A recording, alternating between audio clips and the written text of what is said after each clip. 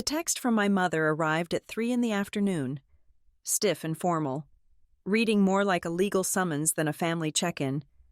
I drove south expecting a medical emergency, but what I found was worse. My father's photos had been moved to the hallway. The air smelled like fresh staging paint, and my stepsister was planning an extravagant oceanfront wedding. I did not realize until dinner that they expected me, and my father's legacy, to pay for it. The vibration of my phone against the mahogany desk surface was the only sound in my office, a sharp, insectile buzz that broke the Friday afternoon silence. I was 33 years old, a senior graphic designer with deadlines to meet, but that specific pattern of vibration made my stomach turn over. It was the group chat, my family group chat. I picked up the phone, expecting the usual chaotic stream of emojis from my mother, or a link to a wedding venue from my stepsister, Chloe. Instead, the screen displayed a block of text from my mother that read, like a press release drafted by a crisis management firm, Violet. Please contact us immediately regarding an urgent family matter. We need you to come home this weekend to discuss logistics. It is important. My thumb hovered over the screen. My mother did not use words like logistics. My mother used words like sweetheart and honey, and frequently forgot where the comma key was located. This message had punctuation so perfect it felt aggressive. It felt dictated. I called her immediately. It went straight to voicemail. I tried my stepfather. Rick, no answer. I tried Chloe. Nothing. The silence that followed was heavy with implication. In the 3 years since my father died, the dynamic of my family had shifted, tilting slowly away from the warm, chaotic center my dad had held together and sliding towards something brittle and performative. Rick had always been decent enough to me, or so I had told myself, but he was a man who liked control. He liked clean lines and balanced ledgers and things that looked good from the street. I packed a bag in 20 minutes. The drive from the city to the coast usually took 3 hours, but I made it in 2.5, my knuckles white on the steering wheel. I played out scenarios in my head. Was someone sick? Was it money? Had Chloe called off the engagement? When I pulled into the crushed shell driveway of the main house, the sun was beginning to set, casting long, bruised shadows across the lawn. The house looked immaculate. The hedges were trimmed into severe boxes. The porch railing gleamed with fresh white paint. It looked like a house listed in a magazine, not a place where people actually lived. I let myself in with my key. "Hello?" I called out. The air inside was cool and smelled faintly of lemon polish and expensive potpourri. It was a smell that tried too hard to convince you that everything was clean. Violet. Rick came striding out of the kitchen, wiping his hands on a dish towel. He was wearing a polo shirt tucked into beige chinos. His silver hair brushed back. He looked healthy. He looked relaxed. He did not look like a man in the middle of a family emergency. "We did not expect you so fast," he said, smiling a smile that did not quite reach his eyes. He moved in for a hug, clapping me on the back a little too firmly. "Mom sent a text," I said, pulling back. "She said it was urgent. Is everyone okay?" Rick laughed, a booming sound that bounced off the high ceilings. "Oh, you know your mother. She gets worked up over the details. We are just fine, better than fine. Actually, come on in. Dinner is almost ready." I followed him into the living room, and that was when I felt the first prickle of unease on the back of my neck. The room was different. It was subtle, the kind of thing a stranger would never notice. But I was not a stranger. I was the daughter of the man who had built the bookshelves lining the east wall. The mantel above the fireplace had always been the shrine to my father. There was a photo of him holding a striped bass on the pier, windblown and grinning. There was a photo of him and me at my college graduation. There was the framed map of the coastline he had loved. They were gone. In their place were stylized, abstract prints in heavy gold frames and a professional engagement photo of Chloe and her fiancé, Brad. I stopped walking. "Where is Dad?" Rick turned, following my gaze. "Oh, the photos? We just did a little refreshing, feng shui, or something like that." Chloe thought the room felt a little cluttered. I found them in the hallway leading to the guest bathroom. They had been hung in a vertical row in the shadows. Passing them on the way to the toilet, the picture of my father holding the fish was crooked. I straightened it, my fingers lingering on the glass. The feeling of being erased washed over me, cold and sudden. Dinner was a production. My mother finally appeared, looking frazzled but meticulously put together in a silk blouse. She hugged me tightly, smelling of Chardonnay and nerves. Chloe sat across from me, her phone face down on the table, her eyes bright with a manic sort of energy. "So," Chloe said as Rick carved a roast chicken, "we have updates. Big updates." I looked at my mother. She was staring at her wine glass, twisting the stem between her thumb and forefinger. "I thought there was an emergency." I said, "This is the emergency," Chloe squealed. Though the sound lacked joy, it was more like relief. The venue fell through. The one in the city. They double-booked us. Can you believe the incompetence? I took a sip of water. "That is terrible." "Chloe, I am sorry." Rick cleared his throat. "It is a blessing in disguise. Really, we never liked that place. Too industrial. We are pivoting, I repeated. "We are going coastal," Chloe announced, leaning forward. "We found a place that can do the whole package. Oceanfront ceremony, a live 7-piece band, a seafood tower raw bar, luxury guest cottages. It is going to be a destination wedding. But right here in town, that sounds expensive," I said automatically. My father had been a high school science teacher. He had saved every penny he ever made. He taught me that debt was a cage, since he passed. I had watched Rick and my mother spend money with a fluidity that made me anxious. But I had kept my mouth shut. It was their life. Rick smiled, slicing a piece of chicken with surgical precision. "You only get married once. Violet, we want to do it right for your sister. And the best part," Chloe said, picking up her fork and waving it airily, "we do not have to stress about the deposit anymore. We are so lucky the beach house will help cover the difference." The room went silent. The grandfather clock in the hall ticked. 1, 2, 3. I lowered my fork. I stared at Chloe, then at Rick, and finally at my mother. "What did you say?" I asked. My voice sounded very small, very calm. Chloe blinked, looking confused by my tone. "The beach house," she said, slower this time. "It is going to cover the wedding costs, and the honeymoon, and probably help Mom and Rick with the remodel on this place. It is perfect timing." I looked at my mother. She picked up her wine glass, and I saw the liquid tremble violently against the rim. She took a large swallow and did not meet my eyes. "The beach house is not for sale," I said. Rick set his knife down. It made a sharp clatter against the china. "Now, Violet, let us not start this tonight." "Start what?" I asked. "The beach house was Dad's. He bought it before he met Mom. He built the deck with his own hands. That isn't just an asset, Rick. That is my home. It is a second home," Rick corrected, his voice dropping into that reasonable, condescending register he used when discussing politics. "And it is a money pit. You know that. The insurance alone is skyrocketing. The salt air eats the siding. It has been sitting there gathering dust.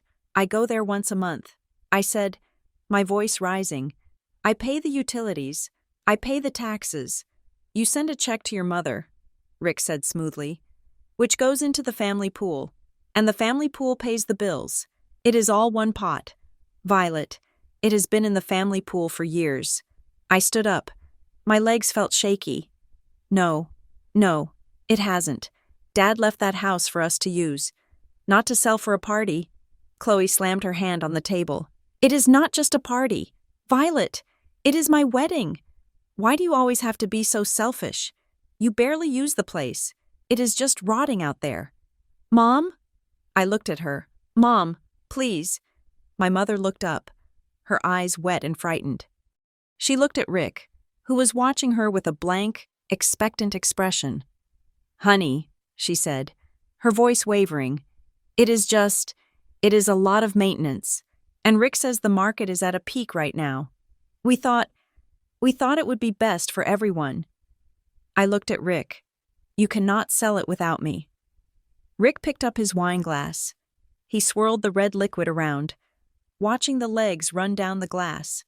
Actually, Violet, I am just handling the paperwork. It is already in motion. We are closing in 2 weeks. The room seemed to tilt. 2 weeks? I walked out. I could not breathe in that room. I heard my mother call my name, a weak, pleading sound. But I grabbed my keys and went out the front door into the cool night air. I sat in my car in the driveway, gripping the steering wheel, trying to stop the world from spinning. They were selling my father's house. They were trading his legacy for a seafood tower and a 7-piece band. I did not sleep that night. I stayed in the guest room, listening to the silence of the house, feeling like an intruder in the place where I had grown up. The next morning, I drove to the beach house before the sun had fully burned the fog off the water. The house was a small A-frame, weathered gray by 30 years of Atlantic storms. It sat on a strip of dunes that smelled of salt grass and drying kelp. It was not a luxury villa.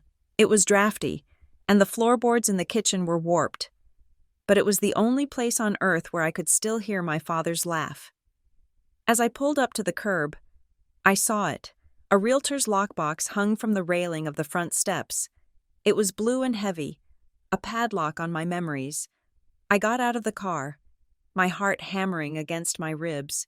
I walked up the steps, the wood familiar under my boots. I tried my key in the front door. It turned, but the deadbolt was engaged from the inside? No. The lock had been changed. The bottom lock turned, but the top one was new. I went to the back window, the one I had snuck out of when I was 16 to meet a boy on the beach. I cupped my hands against the glass and peered inside. My stomach dropped. The inside of the house was gone. The plaid sofa where my dad used to nap on Sunday afternoons was missing. The bookshelf filled with his paperback thrillers and field guides was empty. The walls, which had been a warm, sandy yellow, were painted a sterile, bright white. In the living room, there was a beige love seat I had never seen before. There was a glass coffee table with a fake orchid on it. There were throw pillows in shades of seafoam and cream. It was staged. It looked like a hotel lobby.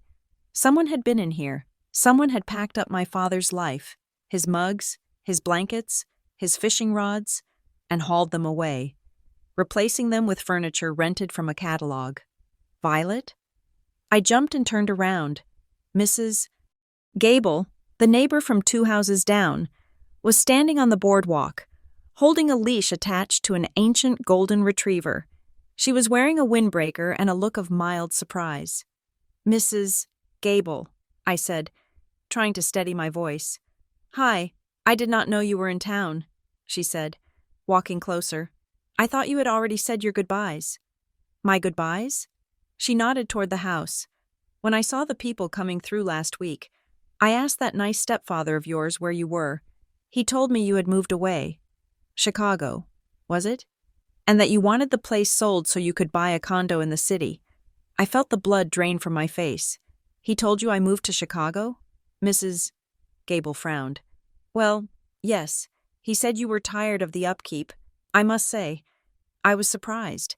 You always loved this old place. But I suppose life moves on. He lied to you. I said, I did not move. I do not want to sell. Mrs. Gable's expression shifted from neighborly curiosity to concern. Oh dear. I looked back at the house. The lockbox mocked me. I need to go. Mrs. Gable, it was good to see you. I got back in my car and drove straight to the county recorder's office. It was Saturday, but the online portal was accessible from my phone, and I sat in the parking lot of the library to get a strong signal, my fingers trembling as I typed in the address. Search results. 1 record found. I clicked on the document history. There was a filing from 3 weeks ago, a notice of pending sale, and a document labeled Affidavit of Authority. I downloaded the PDF. It took forever to load on the spotty connection. When it finally popped onto the screen, I zoomed in. It was a document authorizing the listing of the property. At the bottom, there was a signature. Violet Hayes. I stared at the screen until my eyes burned. It was my name. It looked like my handwriting. The loop of the V was a little too wide, the cross of the T a little too flat. But to a stranger? To a clerk? It looked real. I had never signed this. I dialed the number for the recorder's office, even though I knew they were closed. I listened to the automated message just to hear a voice that wasn't lying to me. Then I called the emergency line for the clerk. A number listed for urgent filing issues. A woman answered, sounding annoyed. County clerk, this is an emergency line. I need to know how to stop a deed transfer. I said, my name is on a document I did not sign. There was a pause. Ma'am, if you are alleging fraud, you need to file a police report and get a lawyer. We just record what is given to us. But the sale is closing in 2 weeks. I said, then you better hurry, the clerk said, and hung up. I drove back to the main house. The sun was high now, glaring and unforgiving. When I walked into the kitchen, my mother was arranging flowers in a crystal vase. She looked up, and her face crumbled when she saw mine. Violet, she said, please, you knew. I said, she put the flowers down. It is not what you think. You staged the house, Mom. You let strangers walk through Dad's room. You let Rick tell the neighbors I moved to Chicago. He is just trying to protect your reputation, she said, grasping for logic that wasn't there. He didn't want people to think you were difficult. Difficult? I laughed. A sharp, ugly sound. I am difficult because I don't want you to sell the only thing Dad left me so Chloe can have a seafood tower? My mother wiped her hands on her apron. She walked around the island and reached for my hands. But I stepped back. Violet, listen to me. We are in a bind. The wedding, it is already booked. The deposits are non-refundable. If we pull out now, we lose everything. Rick has leverage on this. He has made promises. What kind of promises? She shook her head, tears spilling over. Just financial ones. He is trying to fix things. He has always taken care of us, hasn't he? He stepped in when your father died. He paid for your car repairs last year. He is a good man. He forged my signature. Mom. My mother flinched. She looked toward the hallway, as if checking to see if Rick was listening. He has power of attorney, she whispered. From the estate papers. He says he has the authority. He says you signed a blanket authorization when you graduated college. I never signed that. Violet, don't make this ugly. The words hung in the air between us. Don't make this ugly. It was the family motto. It was the reason we didn't talk about why Dad's pensions seemed to vanish so quickly. It was the reason we smiled when Chloe made passive-aggressive comments about my job. You are asking me to choose. I said, you are asking me to choose a building over my family. That is how you are framing this, isn't it? My mother sobbed, pressing a tissue to her mouth. It is just a house, Violet. It is wood and glass. We are flesh and blood. Please, just let him handle it. For Chloe, for me. I looked at her, really looked at her. I saw the fear in her eyes. She wasn't afraid of losing the house. She was afraid of Rick. She was afraid of the conflict. She was afraid of the truth.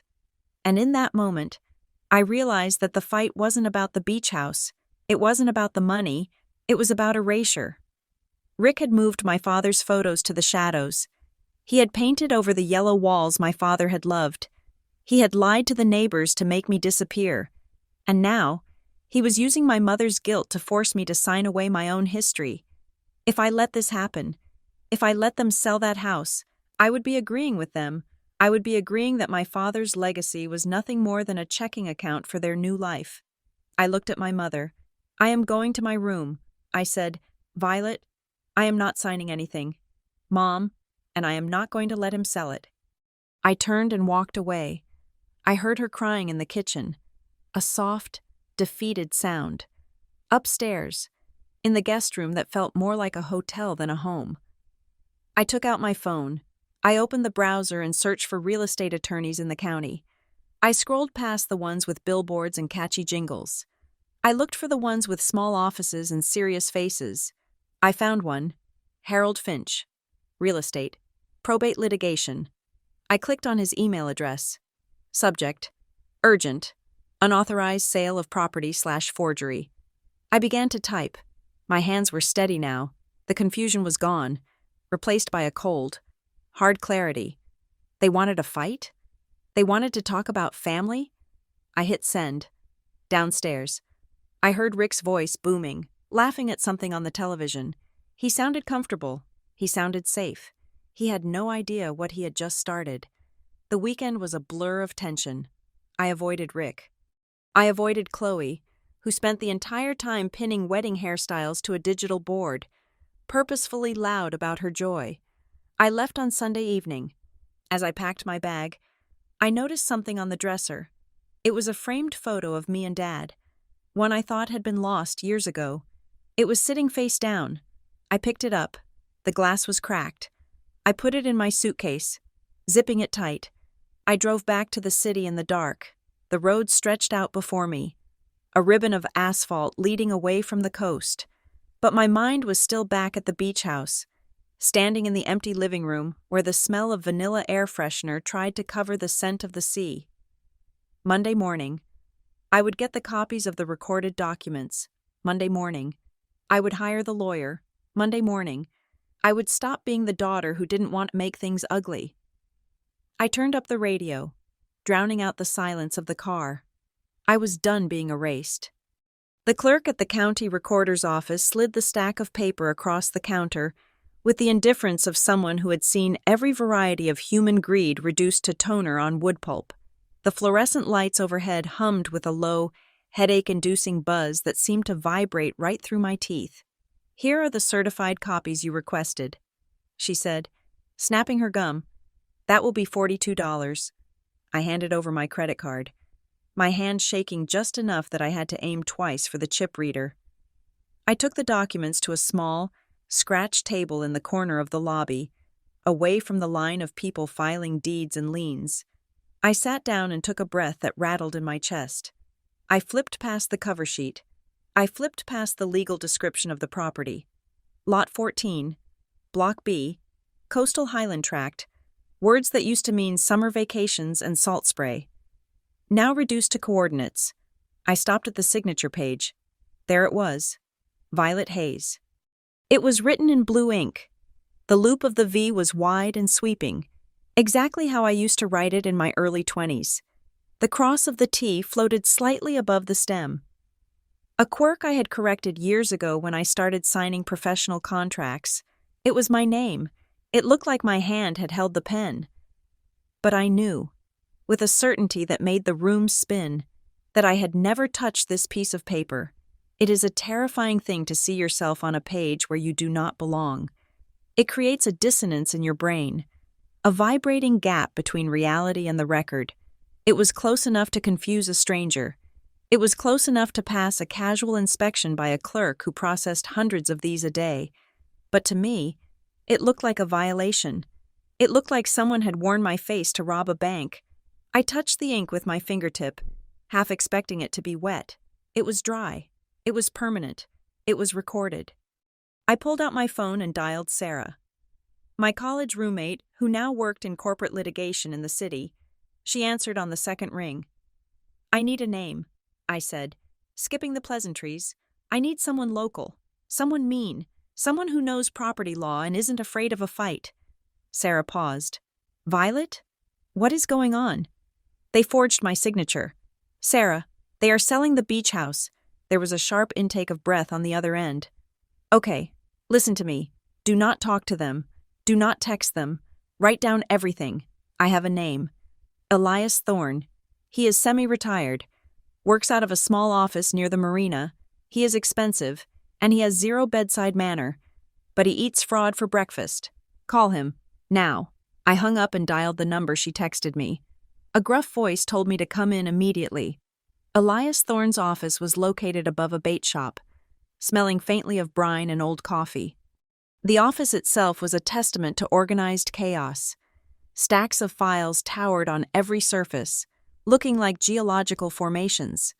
Thorne himself was a man in his 60s with a face that looked like it had been carved out of driftwood and eyes that were sharp, intelligent, and completely devoid of warmth. He didn't offer me water. He didn't ask how I was feeling.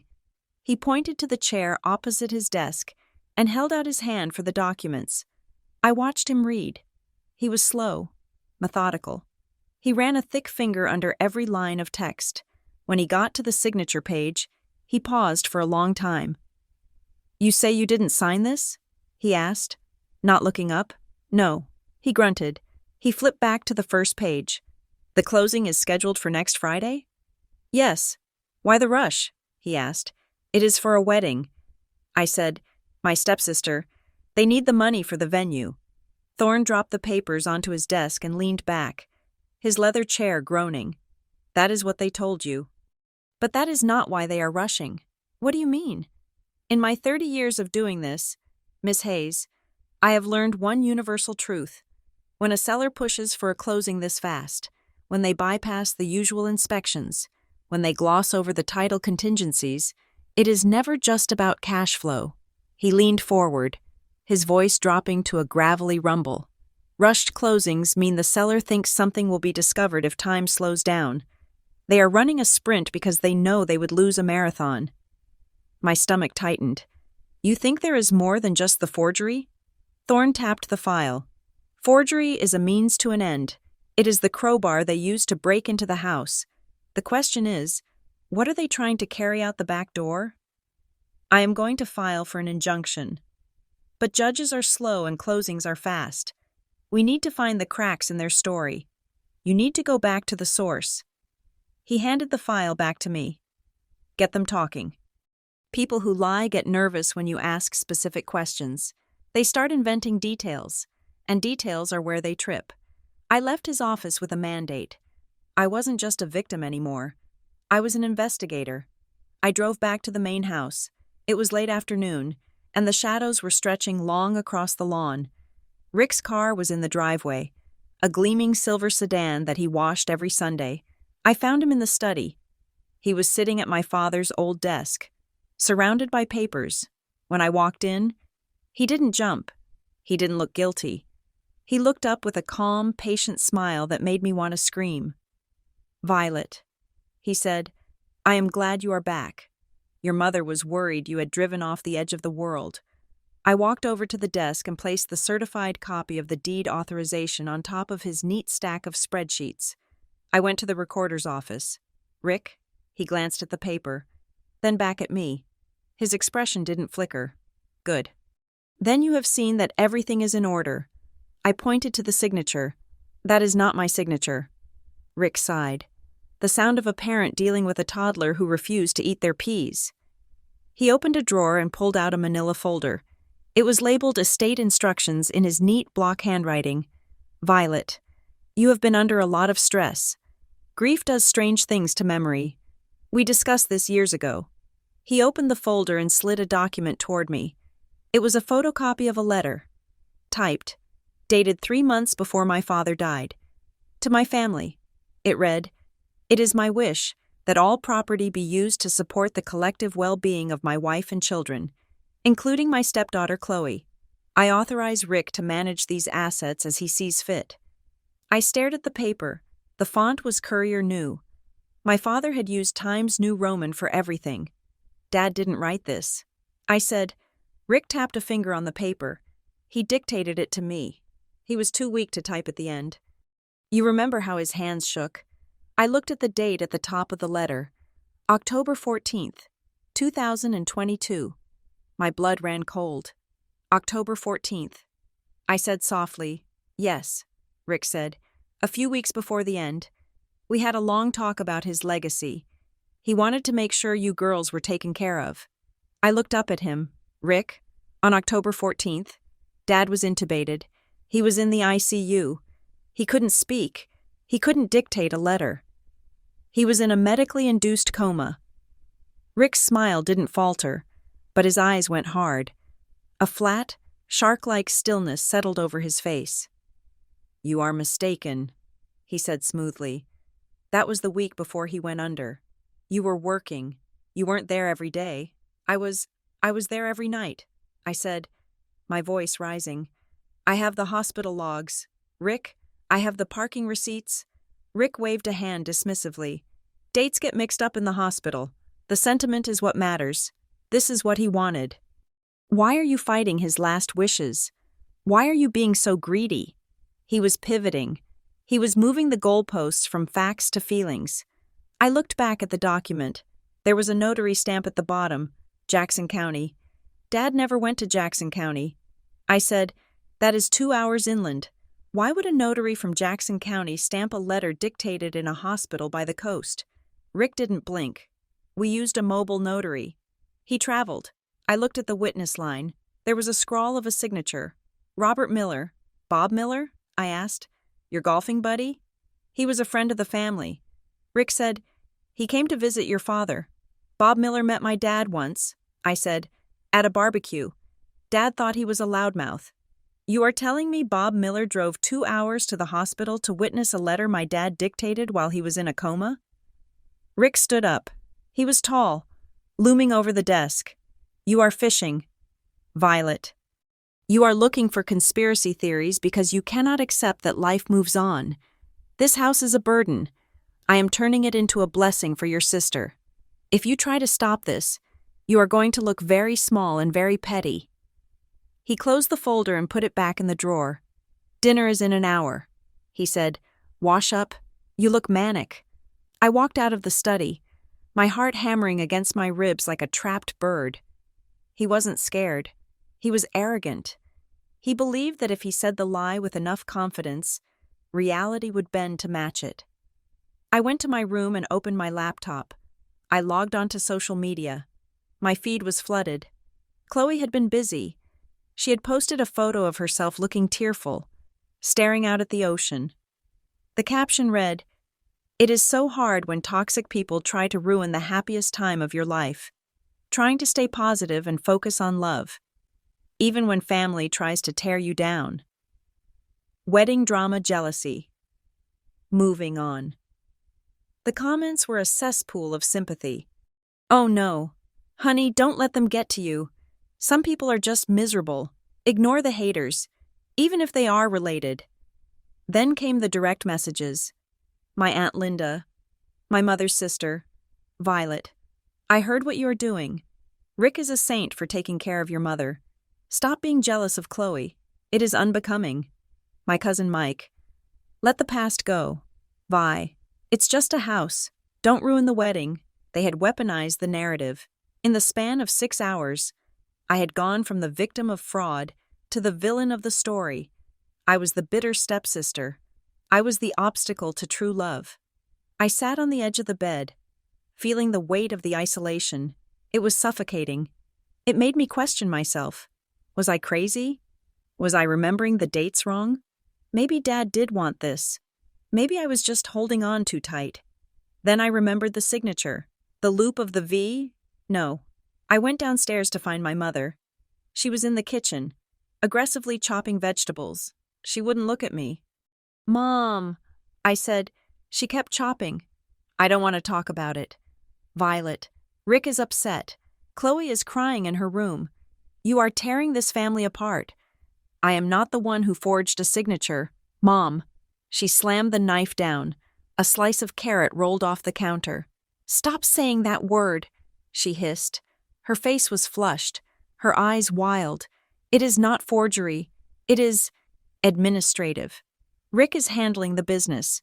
He knows what he is doing. Does he? I asked. Did you know he told the neighbors I moved to Chicago? Did you know he closed Dad's safe deposit box 3 days after the funeral? My mother froze. Safe deposit box? She whispered. I hadn't confirmed that yet, but I saw the flicker of fear in her eyes. It was a guess, a jagged piece of memory I had pulled from the back of my mind.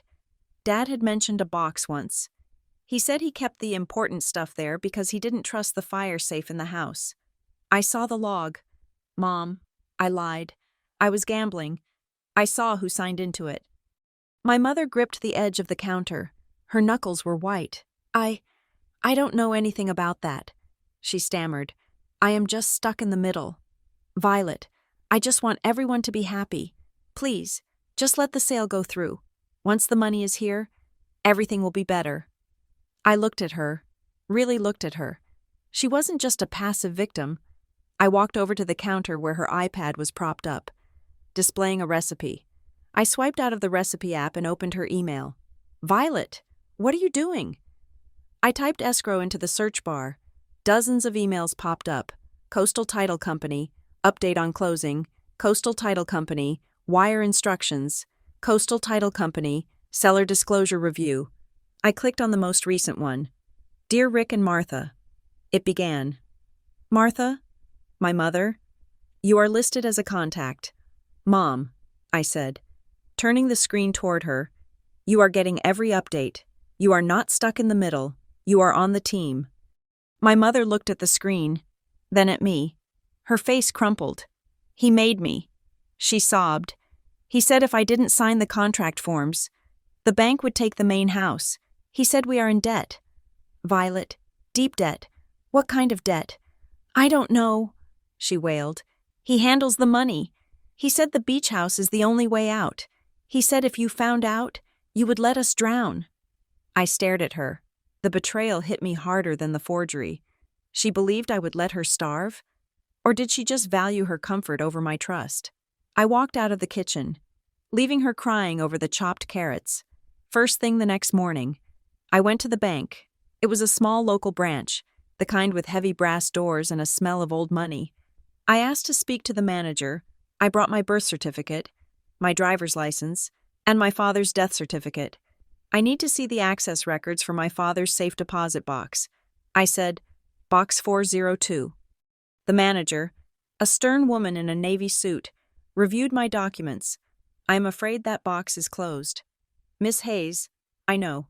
I said, I want to know who closed it, and when. She tapped on her keyboard. I am not sure I can release that information. I leaned forward. Ma'am, there is an active fraud investigation regarding my father's estate. If you don't show me the records, my attorney, Elias Thorne, will be here in an hour with a subpoena, and he will be very loud. The manager's eye twitched at Thorne's name. She typed for a moment, then turned the monitor slightly. It was closed on November 12th, 2022, she said, 3 days after the funeral. Who signed for it? I asked. She hesitated, then read from the screen. Rick Dalton. He presented executor documents. Did you verify them? I asked. Because I have the will. And he was not the executor. I was... The manager paled. We generally accept documents that appear valid on their face. What was in the box? I asked. We don't keep inventory of the contents, she said. Only the access. I walked out of the bank into the blinding sunlight. November 12th, while I was at the florist writing thank you cards for the funeral wreaths, Rick was at the bank, emptying my father's safe deposit box. What had been in there? The deed? The real will? Bonds? I called Thorne. Rick cleaned out the box. I said, 3 days after Dad died. Thorne swore softly. Okay, that confirms it. He is erasing the paper trail. I just heard back from the escrow company. And? They denied the freeze request. What? I stopped walking in the middle of the sidewalk. People bumped past me.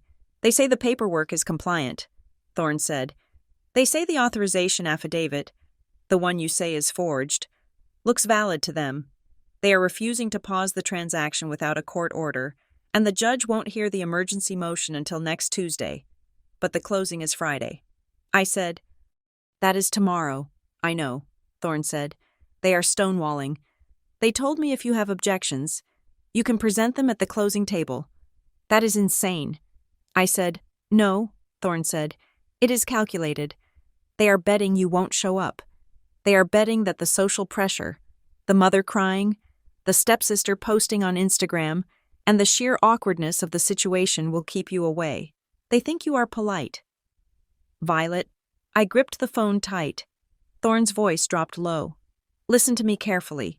This is going to get ugly. They are going to gaslight you. They are going to say you are mentally unstable. Rick has probably already planted that seed with the professionals. You need to prepare for psychological warfare. What do? I asked. Document everything. Thorne said, every text, every conversation, every time your hand shakes, write it down. If we can't beat the paperwork by tomorrow, we have to break their credibility. You have to be the sanest person in the room when you walk into that closing. Can you do that? I looked at my reflection in the bank window. I looked tired. My hair was pulled back in a messy bun. My eyes were dark, but my jaw was set. I can do it. I said. Good, Thorne said. Meet me at the escrow office tomorrow at 9 o'clock. Bring the fire. I hung up. I sat in my car and opened a new note on my phone. I typed the date. I typed the time. Then I typed, "They think I am weak. They think I am the girl who just wants peace. They are wrong. I am the daughter of the man who built that house, and I am going to burn their lies to the ground."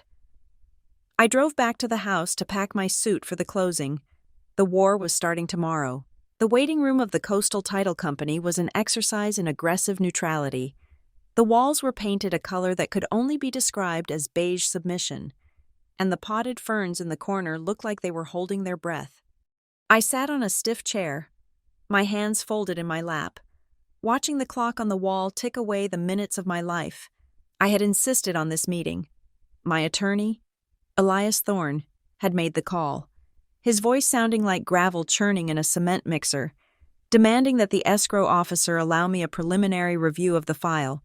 They had resisted, citing protocol, citing time constraints, citing the seller's preference for a unified closing, but Thorne had threatened to file a lis pendens before lunch, and suddenly, their schedule had cleared. Ms. Albright, the closing agent, came out to collect me. She was a woman in her late 50s with sharp, intelligent eyes behind rimless glasses and a demeanor that suggested she had seen every possible variation of family dysfunction and found them all tedious. She did not smile. She simply nodded and gestured for me to follow. We walked back to her office, a small glass-walled room that felt exposed. She sat behind her desk and placed a thick file between us. "Mr. Thorne tells me you have concerns regarding the authority of the seller," she said. Her voice was cool, professional, but I detected a flicker of curiosity. In her line of work, a daughter trying to torpedo her own mother's sale was not standard operating procedure. "I do," I said, keeping my voice steady. "I have reason to believe my signature on the listing authorization was forged, and I have reason to believe my stepfather does not have the legal standing to sell this property." Ms. Albright rested her hands on the file. "We have reviewed the affidavit provided by Mr. Dalton. On its face, it appears compliant. However," she paused. That single word hung in the air, heavy and pregnant with possibility. "However?" I pressed. She opened the file and turned it around so I could see the title report. She pointed to a line item near the bottom of the second page, buried in a dense paragraph of legalese. When we ran the preliminary title search, we found an old reference on the chain of title. She said, "It is from 5 years ago. A quitclaim deed transferring the property into the name of a trust, but the recording is irregular." "Irregular how?" "It references a coastal preservation trust," she said, "but the actual trust instrument, the document that defines who controls the trust, was never fully recorded with the county. It is missing the attachments." My heart skipped a beat. A trust. When I asked Mr. Dalton about this, Mrs. Albright continued, watching my face carefully. "He told me it was a clerical error from a previous refinancing attempt that was never finalized. He said it was standard estate language that didn't mean anything. He provided a new affidavit stating the property was held in joint tenancy with your mother. And you believed him?" I asked. Ms. Albright adjusted her glasses. "It is not my job to believe people, Miss Hayes. It is my job to ensure the insurance policy is valid. Mr. Dalton's explanation is plausible, but his urgency is not." She leaned forward slightly, dropping her voice.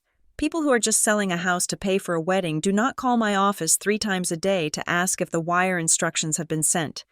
They do not ask if we can skip the final title update." She tapped the line on the paper. "There is a trust reference here. Miss Hayes, if that trust exists, and if it holds title, then Mr. Dalton's affidavit is worthless. But without the trust document itself, I cannot prove it. I am just a closing agent, Not a detective. If you want to stop this train, you need to find the tracks. I left her office with my mind racing. A trust. The Coastal Preservation Trust. I drove back to the main house, my knuckles white on the steering wheel. The house was empty when I arrived. Rick and my mother were at the caterer's for a final tasting, and Chloe was presumably terrorizing a florist. The silence in the house felt heavy, like the air before a thunderstorm. I went straight to the guest room and pulled my laptop out of my bag. I needed to find that trust. My father had been a creature of digital habit. He never deleted anything. He kept emails from 20 years ago, organizing them into folders with a logic only he understood. I had access to his old Gmail account because I had been the one to set it up for him a decade ago, and he had never changed the password. Striped Bass, 1985. I logged in. The inbox was a ghost town of spam and automated birthday reminders that still arrived for a man who had been dead for 3 years. I typed Coastal into the search bar. Hundreds of results. Coastal Fishing Weekly, Coastal Living Magazine, Coastal Weather Alerts. I refined the search. Coastal Trust. The screen refreshed. There was one result. It was a forwarded email from 4 years ago. The subject line was, FW. Coastal Trust Updates. Final Draft. My breath caught in my throat. I clicked on it. The body of the email was blank, save for a standard automated message. This message was sent using secure encryption. Please download the attachment to view contents. I clicked the attachment icon. Error. File not found or link expired. I cursed, loud and sharp in the empty room. Of course it was expired. It was 4 years old. I looked at the sender. It wasn't a person. It was a generic service address. docsecure-legal-transfer.com. No name, no law firm, just a digital dead end. I sat back, rubbing my temples. Think. Who would he have talked to? Rick handled the day-to-day bills. But Dad never trusted Rick with the big picture. Dad trusted professionals. I remembered a name, Arthur Pendon. He was an old financial planner my dad had used for decades. He had retired a year before Dad got sick, but they had stayed in touch. I remembered Dad mentioning they played chess online. I searched for Arthur Pendon. I found a listing for him in a retirement community about 40 minutes inland. I didn't call. I couldn't risk him hanging up or Rick intercepting a message. I grabbed my keys and ran out the door. The drive was a blur of highway and adrenaline. I arrived at the gated community and talked my way past the guard by saying I was delivering a package from the Hayes family. It wasn't technically a lie. I was the package. I found Arthur sitting on his porch, a small man with wisps of white hair and a cardigan that looked too warm for the weather. He was reading a paperback novel. When he saw me walking up the path, he squinted. Then his eyes widened. "Violet?" he asked. "Violet Hayes? Mr. Pendon?" I said, stopping at the foot of the steps. "I am so sorry to intrude." He closed his book and stood up, his movements slow and careful. "You look just like him," he said softly, "especially around the eyes. I need your help. Arthur, they are selling the beach house." He invited me inside. His living room was cluttered with books and photos of grandchildren. He made me a cup of tea, his hands shaking slightly as he poured the water. "Your father worried about this," Arthur said, sitting down opposite me. He stared into his cup. "He was a good man, your dad, but he was terrified of conflict. He hated the idea of you and your mother fighting. He knew Rick would try to take the house, didn't he?" I asked. Arthur sighed. He didn't trust Rick's arithmetic. That is how he put it. He said Rick played fast and loose with numbers. Your father wanted to ensure that the assets he brought into the marriage stayed with his blood. He called it the blended family pressure. He was afraid you would be pushed out. He mentioned a trust. I said, "The Coastal Preservation Trust. Do you have a copy?" Arthur shook his head. I retired before he finalized it. He wanted to keep it separate from his main account so Rick wouldn't see the billing. He went to a specialist, a shark. "Who?" I asked, leaning forward. "Who was the lawyer?" Arthur closed his eyes, searching his memory. It was a firm in the city, big glass building. They dissolved a few years back. The partners split up. Please, Arthur, think, Badger, he said suddenly. No, not Badger. Brock. Brock and something. Brock? William Brock, Arthur said, nodding. That was the man. Your father liked him because he was aggressive. He said he needed a bulldog to guard the henhouse. I pulled out my phone and searched William Brock, attorney. The first result was an obituary from 2 years ago. My stomach dropped. Arthur watched my face. He is gone? Yes. Check the partners, Arthur suggested. Lawyers like that run in packs. I scrolled down. Brock Vance, LLP. I searched Vance Attorney Estate Planning. A website popped up. Vance Associates. Located in a high-rise downtown. I stood up. Thank you. Arthur, you have no idea what this means. He looked up at me, his eyes sad. I think I do. Violet. Your father told me once that the beach house wasn't an investment. He said it was your anchor. Don't let them cut the rope. I drove straight to the city. I didn't have an appointment. I didn't care. The offices of Vance Associates were intimidating. Marble floors, modern art that looked like angry scribbles, and a receptionist who looked like she had been genetically engineered to reject people. I need to see Mr. Vance, I said. It is regarding the estate of Thomas Hayes. She barely looked up. Mr. Vance is fully booked. Do you have an appointment? No. I said, I have a closing happening in 48 hours on a property that is protected by a trust he drafted. If he doesn't see me, I am going to file a complaint with the Bar Association naming him as a party to fraud for failing to record the instrument. It was a bluff. I had no idea if it was legally sound. But the word fraud tends to open doors in law firms. She picked up the phone. Her voice was hushed. 5 minutes later, a paralegal came out and led me to a conference room. 10 minutes after that, a man walked in. He was younger than I expected, maybe 50, with a suit that cost more than my car, and a face that was carefully blank. You are Violet Hayes? He asked. I am. And you claim there is a trust? I know there is a trust. I said, the Coastal Preservation Trust. My father, Thomas Hayes, created it with your former partner, William Brock. Mr. Vance sat down. He didn't open a file. He just looked at me. We took over Mr. Brock's active files when the firm dissolved. He said slowly, I am aware of the Hayes file. Then you have the document. I said, relief washing over me. You can stop the sale. Mr. Vance held up a hand. It is not that simple. I have a file. That file contains privileged attorney-client information. Your father is the client. You are not. My father is dead. I said, which makes confidentiality even more complicated. Vance said, unless you can prove you are the successor trustee or a beneficiary with standing, I cannot disclose the contents of that file to you. I cannot even confirm the specific assets held within it. I am his daughter, I shouted. Who else would be the beneficiary? Logic suggests it is you, Vance said coolly, but the law requires proof. Do you have a copy of the trust abstract? Do you have the access key he would have provided? No.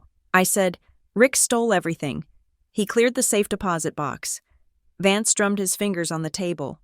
If the original documents were destroyed or stolen. We are in a difficult position.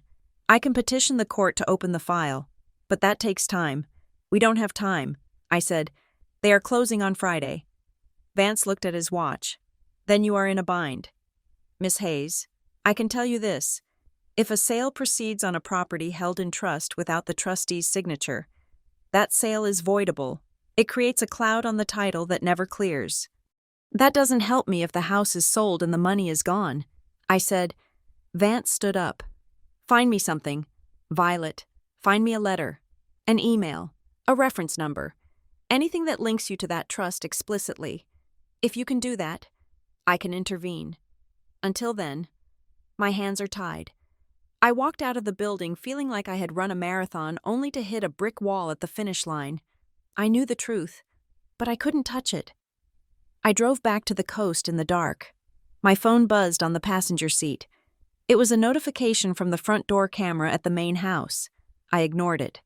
When I pulled into the driveway, the house was dark except for the porch light. I let myself in. There was a white envelope sitting on the entry table. It had my name typed on the front. I picked it up. The paper was heavy. Expensive bond. I tore it open. It was a letter from Rick, but it wasn't written like a stepdad talking to a stepdaughter. It was written like a general issuing a final warning to an insurgent. Violet, your behavior over the last 48 hours has been erratic and deeply concerning. Your mother is distraught. You are causing irreparable damage to this family at a time when we should be celebrating. Let me be clear. The sale of the beach property is proceeding. It is legal, necessary, and final. If you continue to interfere, if you continue to harass my business associates, or spread slanderous lies about my character, I will be forced to take measures to protect this family. We have kept your personal struggles private out of respect for your father's memory. However, if you force my hand, I will have no choice but to expose the reality of your mental state and the financial instability you have hidden for years. Do not test me, Rick. My hands shook as I held the paper. My personal struggles, my financial instability. I had a 401k. I had perfect credit. I had never been to therapy for anything other than grief. He was projecting. He was taking his own sins and painting them onto me, and the threat was clear. If I fought him, he would destroy my reputation. He would tell the world I was crazy. He would make me the villain. I walked into the kitchen. My mother was sitting at the table in the dark, a single candle burning in the center. She was wearing her bathrobe, and she looked small. "Did you see the letter?" she asked. Her voice was a ghost. I threw it on the table. "Is that what you think of me? Mom? That I'm unstable?" She didn't look at the letter. She looked at her hands. "He is angry. Violet, you have scared him. Good." I said, "He should be scared. He is a criminal." My mother flinched. "He is not a criminal. He is desperate." I stopped. Desperate? She looked up, and her face was ravaged by tears. The perfectly put-together woman I had known my whole life was gone. In her place was someone trapped. "He told me the truth last night," she whispered, "after you left. He told me why we need the money.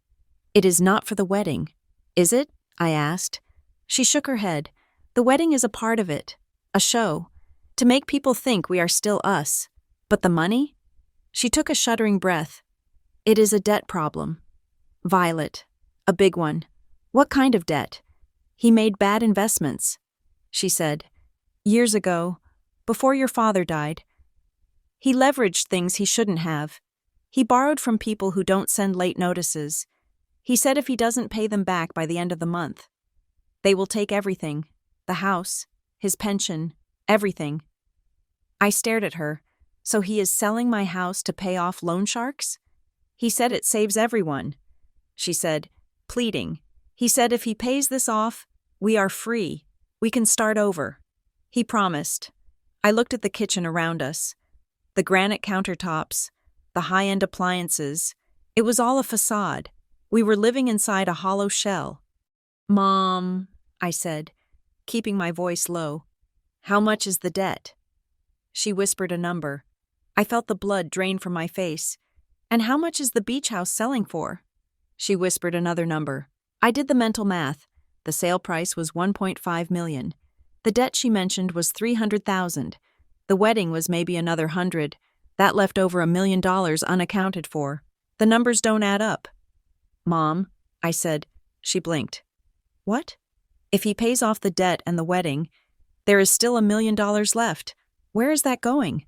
She looked confused. He said it would go into the family pool. For retirement." I laughed. A harsh, dry sound. "There is no family pool. Mom, there is no retirement." I realized it then. With a clarity that cut through the fear and the gaslighting, Rick wasn't just trying to pay off a debt. He was cashing out. He was liquidating the only clean asset left, fixing his mess, and taking a golden parachute. He was going to take the $1 million and run, leaving my mother with a rental tuxedo and a pile of lies. "He isn't saving us," I said. "He is erasing the paper trail. He is going to take that money and disappear." My mother shook her head violently. "No, he loves me. He loves money. Mom, and he is willing to steal from a dead man to get it. I grabbed the letter from the table. I am going to bed. I said, Violet, what are you going to do?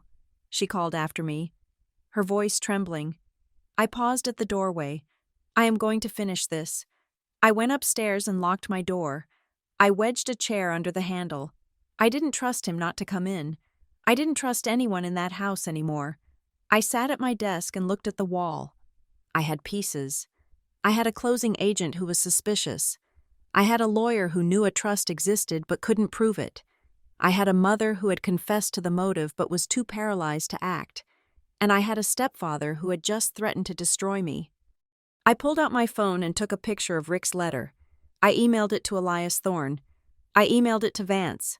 I emailed it to myself. Then I opened my laptop and started typing. I wrote down everything my mother had just said. The debt, the people who don't send late notices, the discrepancy in the numbers. I wasn't just fighting for a house anymore. I was fighting a man who had been hollowing out my family from the inside for years. Tomorrow was Thursday. One day before closing, I had 24 hours to find the key to the trust, or I would lose everything. I looked at the photo of my father I had rescued from the hallway. Help me. Dad, I whispered. Tell me where you hid it. Outside, the ocean roared, crashing against the shore, indifferent to our petty human wars. But I wasn't indifferent. I was angry, and anger, I was learning, was a very effective fuel. The Thursday morning sky was the color of a wet slate, heavy and low, pressing down on the coastline like a physical weight. I sat at the small desk in the guest room, my phone pressed to my ear, listening to Elias Thorne tell me that the legal system had failed. The judge has cleared his docket for the emergency hearing.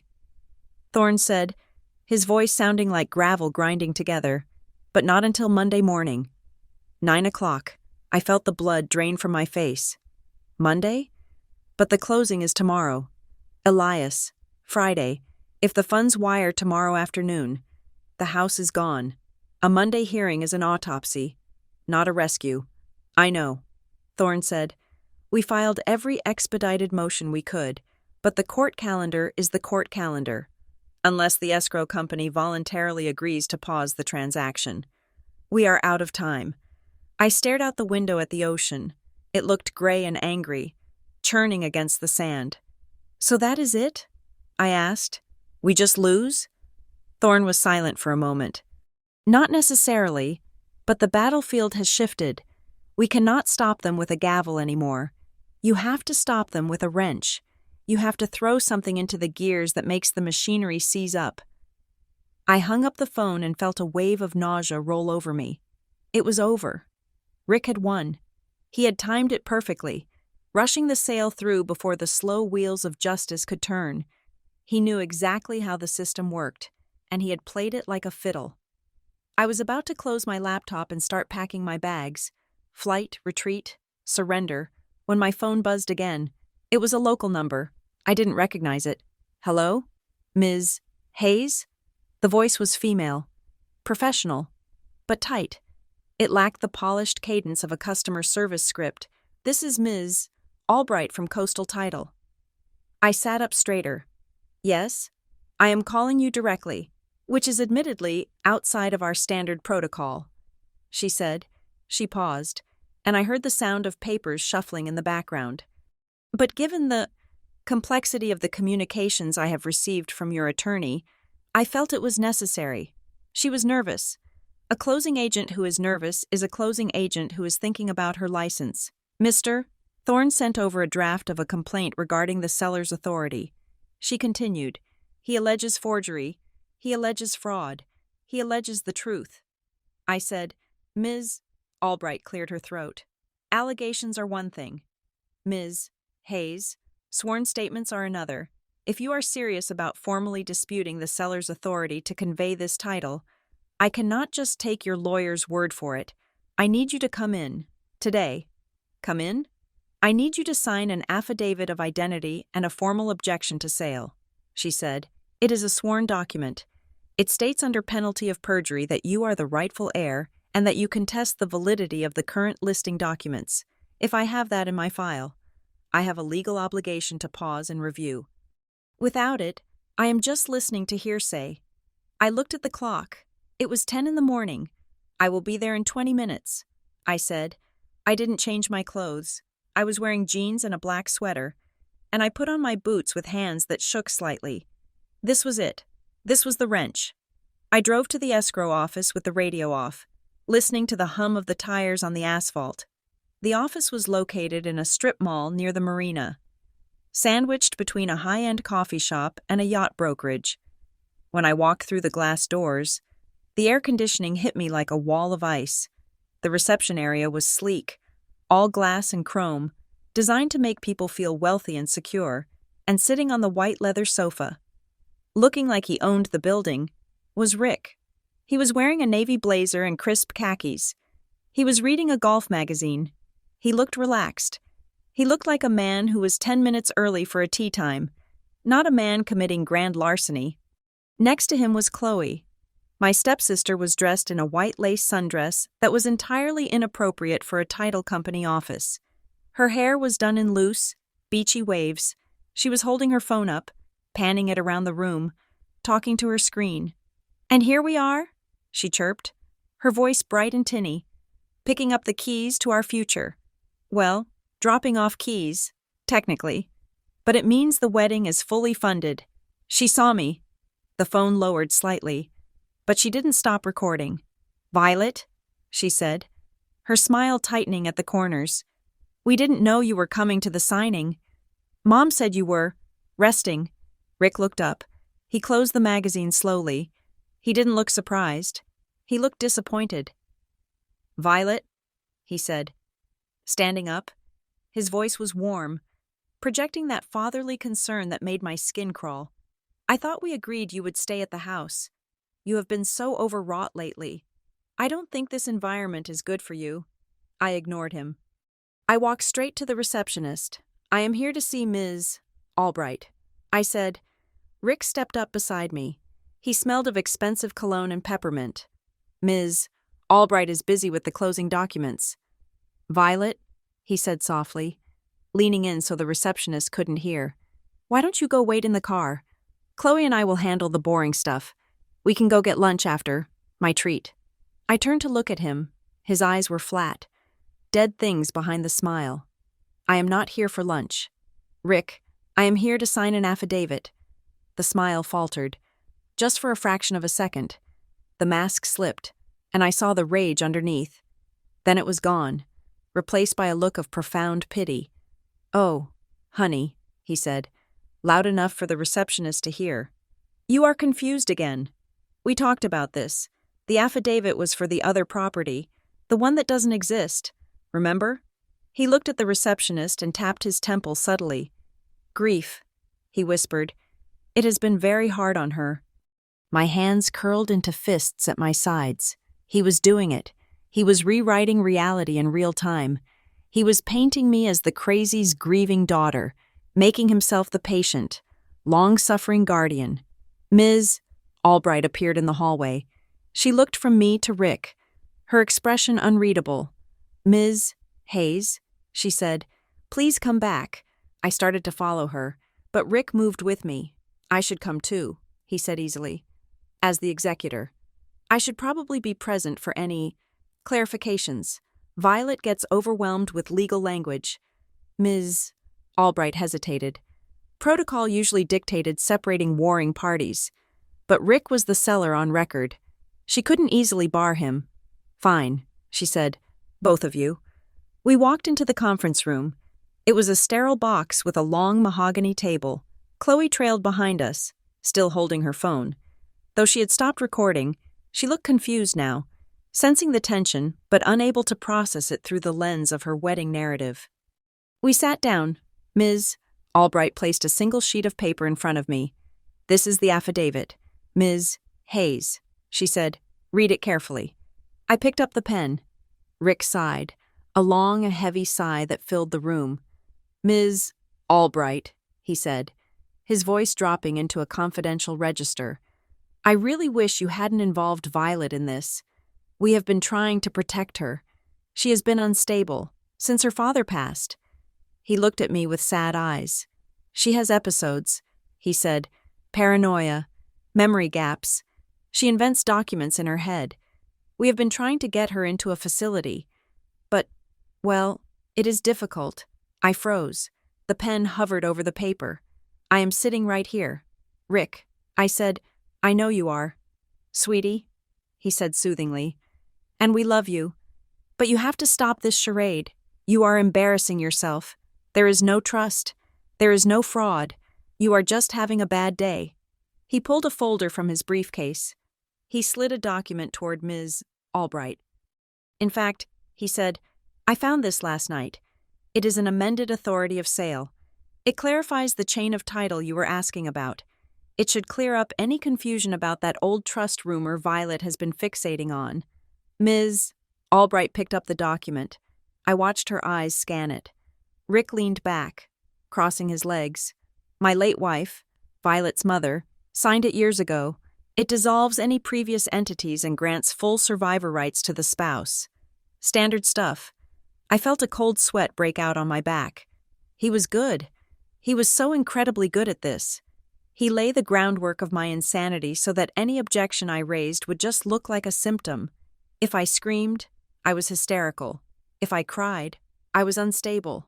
If I argued, I was paranoid. I forced myself to breathe. In through the nose, out through the mouth. Rick, I said, keeping my voice deadly quiet. You are lying. Rick shook his head sadly. See? Paranoia. Ms. Albright was still looking at the document. She frowned. She tilted the paper under the light. Mr. Dalton, she said. Yes? Rick smiled. This document is dated June 15th, 2023. Correct, Rick said. Just after the probate period. Ms. Albright pointed to the bottom of the page. The notary stamp. This notary commission. She said, it expired in March of 2023, 3 months before this document was signed. The silence that fell over the room was absolute. Rick didn't move. His smile didn't fade, but it froze, turning into a rictus of tension. That is impossible, he said. It must be a typo. The notary probably just grabbed the wrong stamp. A notary does not grab the wrong stamp. Mr. Dalton, Miss Albright said. Her voice had changed. The customer service warmth was gone. It was replaced by the icy precision of a compliance officer. An expired stamp invalidates the instrument, and frankly, it raises significant questions about the authenticity of the execution. She stood up. I need to make a call to our legal department, she said. Do not leave this room. She walked out, taking the document with her. The door clicked shut. Rick turned to me. The mask was gone completely now. There was no pity in his eyes, only a cold reptilian calculation. You stupid girl, he hissed. Chloe looked between us, her eyes wide. Dad? What does that mean? What is an expired stamp? Shut up. Chloe, Rick snapped. Chloe flinched as if he had slapped her. She shrank back into her chair, clutching her phone. Rick leaned across the table toward me. You think you are winning? He whispered. You are not winning. You are just making a mess that is going to bankrupt your mother. Do you want that? Do you want her on the street? I am not the one who spent the money. Rick, I said, I am not the one who leveraged us to the hilt. He sneered. You have no idea how the world works. You think your father was a saint? He was a coward. He hid his money in holes so he didn't have to deal with the reality of raising a family. I kept this ship afloat. Me, by stealing? I asked. By managing, he corrected. And if you blow this deal, if you scare off this buyer, the creditors are going to come for everything. The main house, the cars, your mother's jewelry. You are pulling the pin on a grenade, Violet, and you are going to be the one who kills us all. I looked at him, and for the first time, I didn't feel afraid. I felt disgusted. I would rather be poor than be you, I said. The door opened. Ms. Albright walked back in. She didn't sit down. She stood at the head of the table, her hands clasped in front of her. I have spoken with our underwriter, she said. And? Rick asked, his voice regaining some of its smoothness. I assume they understand it is a clerical error? I can get a fresh affidavit signed today. No, Ms. Albright said. We cannot accept a new affidavit from you. Mr. Dalton, not with this discrepancy on file. She turned to me. Ms. Hayes, you mentioned a trust. Yes, I said.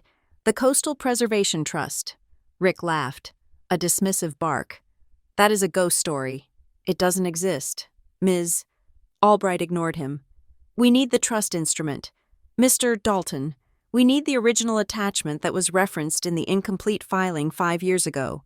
If you cannot produce it, we cannot insure the title. Rick waved his hand. It is irrelevant. That trust was never funded. It is a shell. It has nothing to do with this sale. If it is irrelevant, Ms. Albright said, cutting him off, then produce it so we can verify that it is irrelevant. Rick's eyes darted to the door. I don't have it on me. It is in storage, deep storage. It would take weeks to find. Look, we can handle that later. Let's just get the closing papers signed, and I will undertake to provide the trust dissolution documents post-closing. I will sign a hold harmless agreement. The room went very quiet. Handle it later? Ms. Albright repeated. Rick realized his mistake. I mean for the file, for your records, but the sale. Mr. Dalton, Mrs. Albright said, her voice like steel. We do not transfer title on a property with a potential cloud and handle it later. That is not how this works. She closed the folder in front of her. We are pausing this transaction, she announced, until the trust issue is resolved and the notary discrepancy is explained. Coastal title cannot proceed. Rick stood up, his chair scraping violently against the floor. This is ridiculous. I am taking my business elsewhere. You are welcome to try, Ms. Albright said, but I am obligated to record a notice of pending action on the title regarding the notary issue. Any other title company will see it. Rick turned purple. He looked like he was going to throw the table. Come on, Chloe, he snarled. He marched out of the room. Chloe scrambled up, looking terrified. She looked at me for a second, her lip trembling, and then ran after him. I sat there, listening to the silence returning to the room. Ms. Albright let out a long breath. She took off her glasses and rubbed the bridge of her nose. You were right, she said softly. Thank you, I said. My voice was shaky. Don't thank me yet, she said. I have only bought you time. I can hold the file open for 48 hours. If you can't produce that trust document by Monday morning, he will find a way around this. He will find a crooked notary. He will find a desperate buyer. You need that paper. Violet. I nodded. I stood up to leave. My phone buzzed in my pocket. I pulled it out. It was an unknown number. Hello? Violet? The voice was male, deep and calm. This is James Vance. Vance, the attorney from the city, the one who had turned me away yesterday. Mr. Vance, I said, I owe you an apology, he said, after you left. I pulled the archived files from the Brock partnership. I couldn't open them without a key, but I ran a search on your father's name in the metadata. And? Your father was a paranoid man. Violet. But in this case, his paranoia was justified. He set up a failsafe. He registered his digital signature with a third-party verification service. I just got the alert. Alert? Someone tried to access the trust dissolution protocols this morning. Vance said, using an old password. It failed, but it triggered a notification to the attorney of record. That is me. Rick, I whispered. He tried to delete it. Vance continued. Because of the unauthorized access attempt, the system automatically unlocked the emergency beneficiary protocols. It verified your identity through your public record data. What does that mean? It means I have the file, Violet. I have the trust. And I have the letter. The letter? There is a letter attached to the trust instrument, addressed to you. I felt tears prick my eyes. Can you send it to me? I am sending it to your email right now, Vance said. And Violet? Yes? Your father anticipated exactly this. The trust is ironclad. It has a poison pill clause.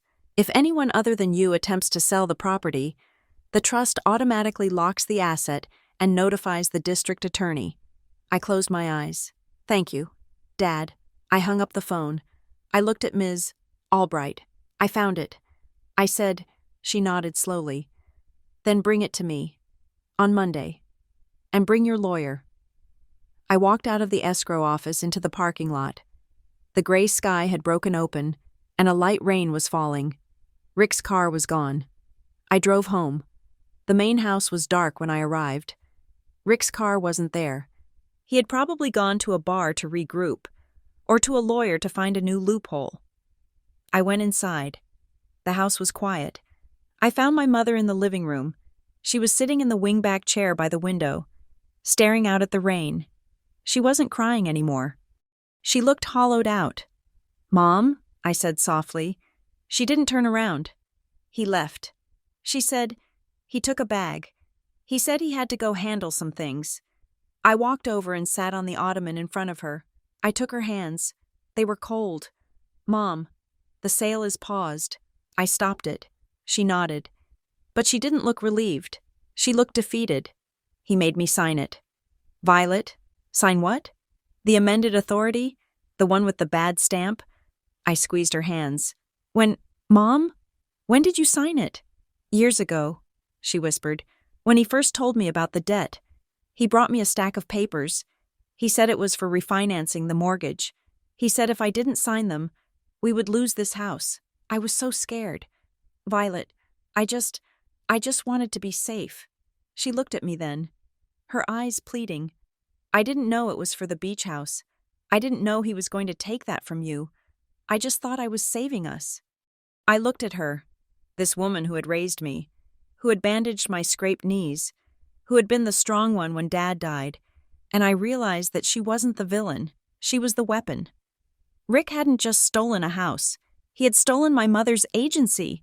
He had used her fear, her dependency, her desperate need for stability to turn her into an accomplice in her own robbery. It wasn't clean-cut evil. It wasn't a movie villain twirling a mustache. It was messier than that. It was a slow, creeping rot of manipulation that had started years ago, isolating her, making her feel small, making her feel like she couldn't survive without him, and that made me angrier than the theft, because it meant this had been preventable. If she had just trusted me instead of him, if she had just told me about the debt 3 years ago, if we had been a team. "Mom," I said, my voice hard but steady, "you have to choose now." She blinked. "Choose? He's going to come back," I said. "And he is going to try to fix this. He is going to lie to you again. He is going to tell you that I am the enemy. He is going to tell you that selling the beach house is the only way to save this family."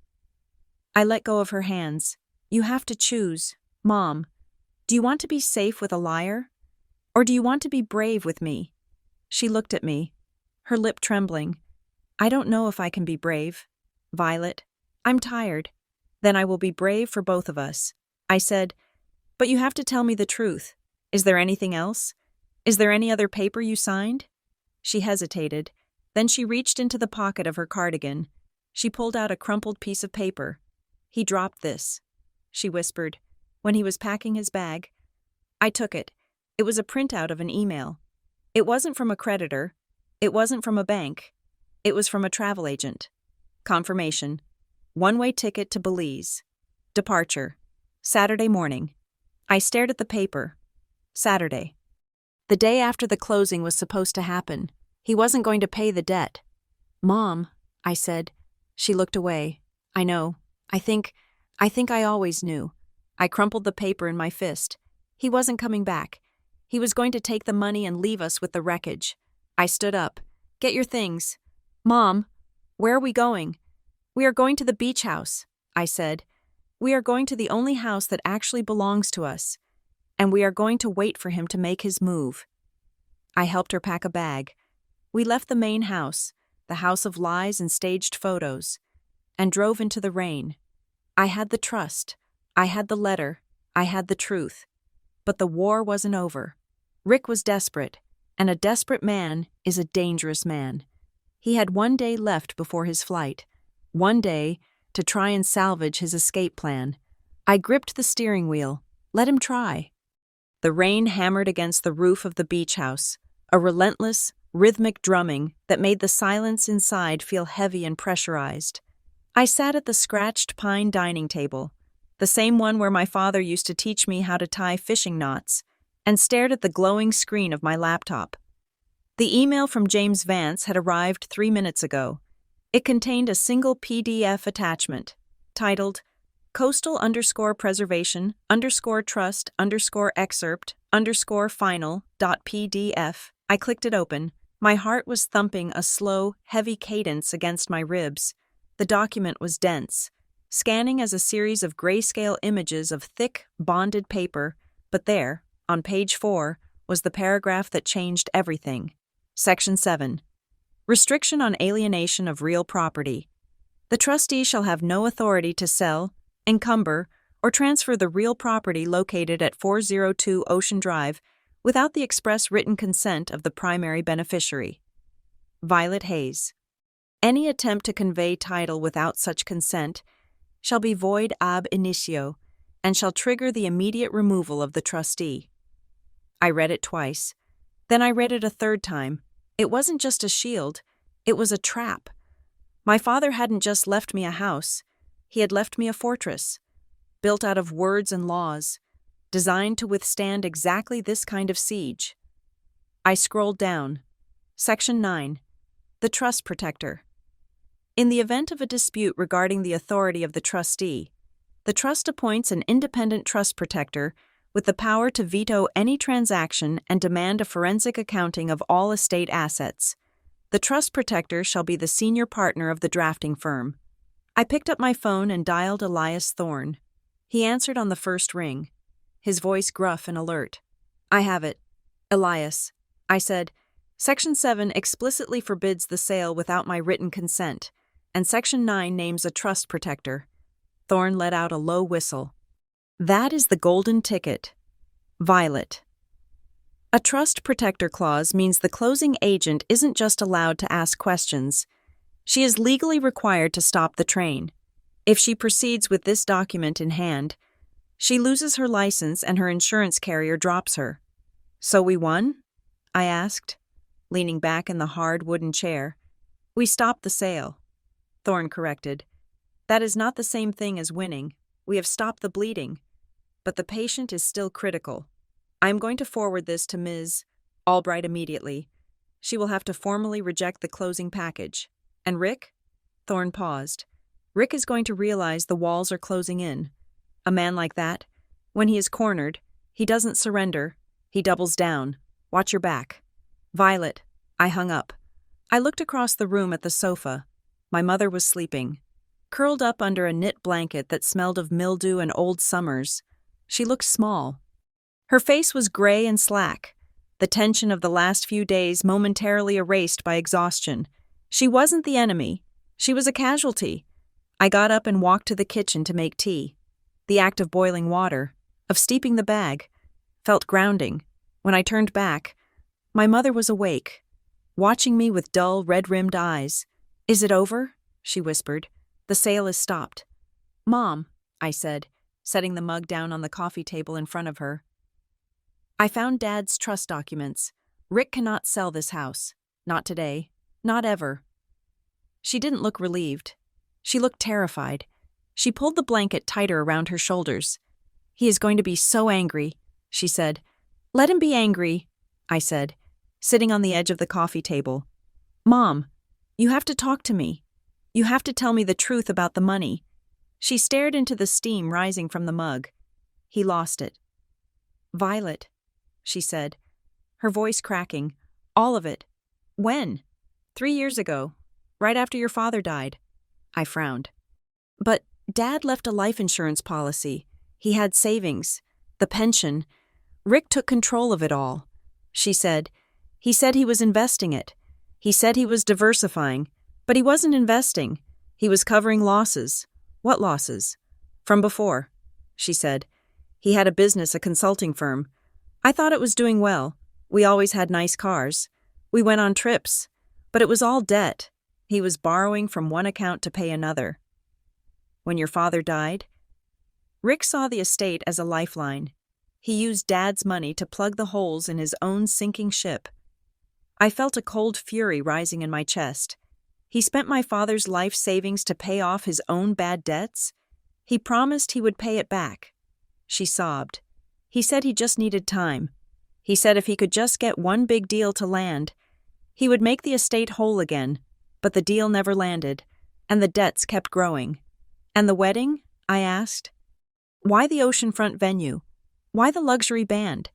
If we are broke, why spend $100,000 on a party? My mother looked up, and the tragedy in her eyes was absolute. It wasn't a party. Violet, it was a billboard. A billboard?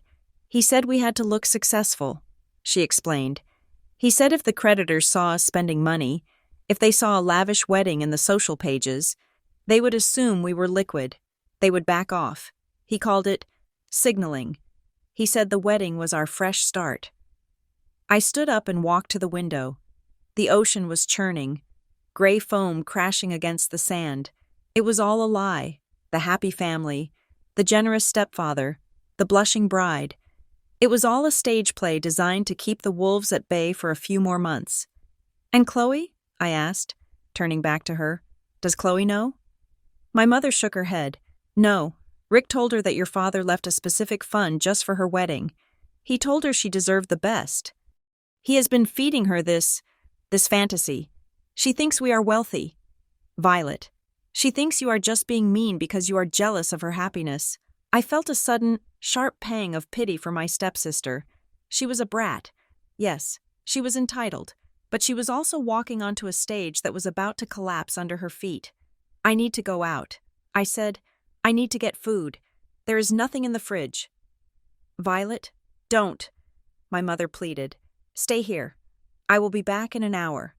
I said, lock the door behind me. I drove into town. The rain had slowed to a drizzle, but the sky was still a bruised purple. I went to the local grocery store, the one where the floors were always sandy and the cashier knew my dad's name. I was loading a bag of apples into the trunk of my car when a white SUV screeched into the space next to me.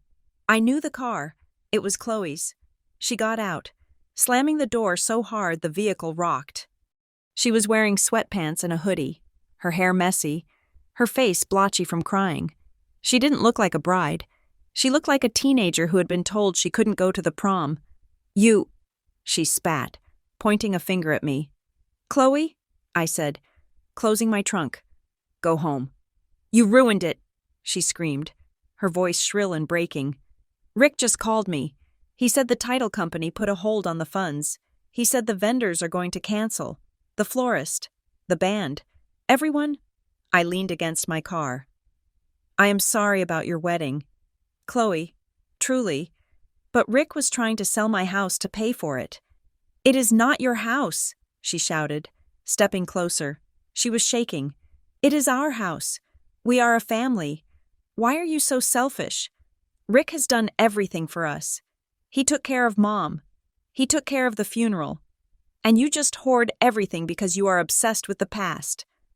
She was parroting Rick. I could hear his words coming out of her mouth. Chloe, listen to me, I said, keeping my voice calm. Rick doesn't have the money. There is no wedding fund. He is broke. Liar, she screamed. She shoved me. It was a weak, flailing shove, but it caught me off guard. You are just jealous because I'm getting married and you are alone. You want everyone to be as miserable as you are. I caught my balance. I looked at her. I saw the fear underneath the anger. She was 30 years old. But in that moment, she looked 6. He is using you. Chloe, I said, he is using your wedding to hide his debt. Shut up. She covered her ears. Just shut up. You think you are so special because your dad died? You think that makes you a saint? You didn't even earn that house. Violet, you just got lucky that your dad had money. You didn't work for it. You don't deserve it more than I do. The words hung in the wet air between us. You didn't even earn that house. It was the core of her resentment, the core of Rick's entitlement. To them, my father's legacy was just a lottery ticket that I had refused to cash. I felt a calm settle over me. It was cold and hard, Like the stone of the jetty. I stepped closer to her. She flinched, but I didn't touch her. You are right, I said softly. I didn't earn it. Chloe blinked, surprised by the admission. My dad earned it. I continued. He earned it by teaching summer school for 20 years. He earned it by driving a 10-year-old car so he could pay the mortgage. He earned it by saving every dollar he ever made while Rick was gambling yours away. I looked her dead in the eye. He earned it, and he chose me. It was a slap. I saw the impact of it ripple across her face, the realization that no matter how much she screamed, no matter how much Rick maneuvered, the fundamental truth was that I was the daughter, and she was the guest. Her face changed. The hysteria drained away, replaced by something sharper, something colder. The hurt vanished, and in its place, I saw calculation. She was looking at me not as a sister, but as an obstacle. Fine, she whispered, if that is how you want to play it. She turned around, got back into her white SUV, and reversed out of the spot without looking back. I watched her go. I had just burned a bridge, but I realized, standing there in the rain, that the bridge had been rotten for a long time. I drove back to the beach house. My phone rang halfway there. It was Ms. Albright. Ms. Hayes, she said. Her voice was brisk, stripped of any pretense. Ms. Albright, I said, did you get the document from Mr. Thorne? I did, she said, and I have officially notified the seller that Coastal Title is declining to proceed with the transaction. The file is closed. Thank you. I breathed. Do not thank me, she said sharply. I am calling to tell you that this is not over. What do you mean? When I flagged the file for the trust discrepancy, I ran a cross-reference on Mr. Dalton's name in our regional database. I wanted to see if this was an isolated incident. And it is not, she said. I found 3 other transactions in the last 5 years where Mr. Dalton acted as a power of attorney for a seller. One was a commercial warehouse in the city. Another was a vacant lot in Jackson County. Jackson County. I said, that is where the notary was from. Exactly. Ms. Albright said, in all 3 cases, the closing documents were notarized by Lydia Vance, and in all 3 cases, the original attachments to the power of attorney were listed as missing or to be filed later. I gripped the phone. He has done this before. He has a pattern. Ms. Hayes. He targets distressed properties or unmonitored assets, creates a sense of urgency, and uses a compliant notary to push the paperwork through. This isn't a family dispute. This is a criminal enterprise. Does the buyer know? I asked. I don't know, she said. But I have an obligation to report this to the state insurance board. I am filing a fraud alert on Monday. Monday, I repeated. Ms. Hayes, she said, her voice softening slightly. Be careful. People who do this, they do not like to be exposed. I hung up. The rain was picking up again. When I got back to the house, I found my mother pacing the living room. She looked up when I entered. Her eyes wide. He called. She whispered, Rick? She nodded. He knows the sale is stopped. He screamed at me. Violet? He said I ruined everything. He said he is coming here. To the beach house? He said he needs to talk some sense into us. I walked over and locked the front door. I slid the deadbolt home. Then I went to the back door and checked the lock there. Let him come, I said. My phone rang again. It was Elias Thorne. Violet, we need to talk strategy. Thorne said, the sale is stopped. Elias, Ms. Albright killed it. For now, Thorne said. But Rick isn't going to just walk away. And now we have a bigger problem. Ms. Albright is filing a fraud report. Good. I said, let him go to jail. It is not that simple. Thorne said, if this goes to a criminal investigation, or if we sue him in civil court to permanently quiet the title, everything comes out. Everything? Everything, Thorne repeated, including the fact that your mother signed the amended authority document, even if she was coerced. She signed a legal instrument that facilitated fraud. If the district attorney gets involved, she could be named as a co-conspirator. I looked at my mother. She was sitting on the sofa. wringing her hands, looking like a frightened bird. She didn't know. Elias. She thought it was for refinancing. Ignorance is a defense, Thorne said, but it is an expensive one, and it doesn't stop the public humiliation. If this goes to court, your family's financial laundry gets aired in the town square. The debts, the lies, the fake wedding. Your mother will be ruined socially and financially. So what are my options? I asked. You have leverage, Thorne said. You have the trust. You have the proof of the notary fraud. You can offer him a deal. A deal? He walks away. Thorne said. He signs a quitclaim deed releasing any interest in the property. He agrees to a divorce, and in exchange, you agree not to press charges or file a civil suit. You let him leave town, and he gets away with it? I asked. My voice rising. He gets nothing. Thorne said. He leaves with $0, but your mother stays out of jail, and the story stays out of the papers. It is the quiet way out. I looked at my mother again. She was watching me, waiting for me to decide her fate. I will think about it. I said. I hung up. I walked over to my mother. Mom, I said, I can stop this. I can make him go away. But there is a condition. Anything. She whispered. You have to leave him. Truly leave him. No going back. No letting him talk his way back in. You file for divorce, and you tell the truth about everything. I will, she said. Tears spilling over. I promise. Violet, I just want out. Okay, I said. Then we wait. The evening dragged on. The storm outside intensified. The wind howling around the eaves of the old A-frame. We didn't turn on the lights. We sat in the gloom, watching the driveway. At 11 o'clock, my phone pinged with an email notification. I assumed it was Thorne, or maybe Ms. Albright sending a copy of the rejection notice. I opened my mail app. It wasn't from Thorne. It wasn't from Albright. It was from a sender simply labeled Anonymous. The subject line was, regarding 402 Ocean Drive. I frowned. I tapped the email. There was no text in the body, just a single attachment, a scanned image of what looked like a handwritten ledger. I zoomed in. It was a page from a notebook. The handwriting was jagged, aggressive, loan agreement. Date, August 12, 2023. Borrower, Richard Dalton. Amount, $250,000. Collateral, second deed of trust, 402 Ocean Drive. Terms, repayment in full by January 25, 2026. Failure to pay results in immediate transfer of collateral. I stared at the date, January 25, 2026. That was this Saturday, the day after the closing was supposed to happen. I scrolled down. There was a second page. It was a copy of an unrecorded deed of trust, signed by Rick, and the lender?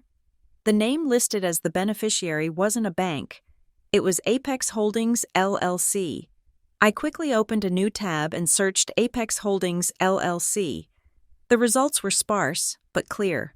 Forum discussions on real estate investment boards, warnings about predatory lending, hard money lenders, the kind of people who didn't sue you when you didn't pay. They just took your house. I felt a chill that had nothing to do with the drafty windows.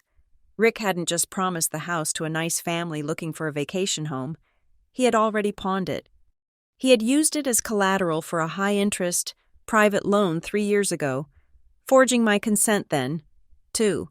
And the buyer coming to the closing tomorrow? The one Ms.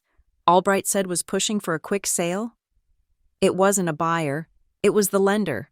They were coming to collect, if the sale didn't go through. Rick wasn't just going to be broke. He was going to be in debt to dangerous men who held a lien on a property he couldn't deliver. I looked at my mother. He isn't coming here to talk sense into us, I whispered. She looked up. What? He is coming here because he is terrified. I said, he promised this house to people who don't accept no for an answer. Headlights swept across the living room wall. I stood up and went to the window. A car had pulled into the driveway. It wasn't Rick's silver sedan. It was a black SUV. The engine cut, but the lights stayed on, bathing the front porch in a stark, blinding white glare. I checked the deadbolt again. Go upstairs. Mom, I said, lock yourself in the bathroom. Violet, go! She scrambled up the stairs. I stood in the center of the living room, clutching my phone. I had the trust. I had the truth. But as a heavy car door slammed outside, I realized that paperwork might not be enough to stop what was coming through that door. The handle jiggled, then a heavy fist pounded on the wood. Violet! Rick's voice. But it sounded wrong. It was high, strained, cracking with panic. Violet, open the door. You don't understand what you have done. I didn't move. Open it, he screamed. They are here. I looked at the phone in my hand. I could call the police. I could call Thorne. But then I looked at the door, shaking under his fist. This wasn't a legal battle anymore. It was a siege. The Friday morning sun did not break through the clouds. It merely turned the gray sky a lighter shade of slate, illuminating the wet asphalt of the parking lot with a harsh, unforgiving glare. I sat in my car outside the escrow office, watching the rain drip from the side mirror. My mother sat in the passenger seat. She had not spoken since we left the beach house. She was wearing her best navy suit, the one she usually saved for Easter service, but her hands were trembling in her lap, twisting a tissue until it was nothing but white lint. We are ready. Mom, I said. She looked at me, her eyes hollow. Violet, he is going to destroy us.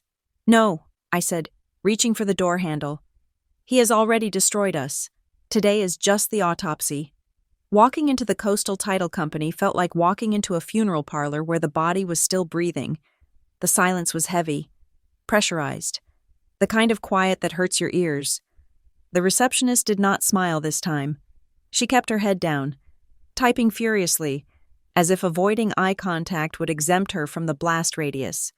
We were led back to the main conference room, the large one with the view of the marina. They were already there. Rick sat at the head of the table.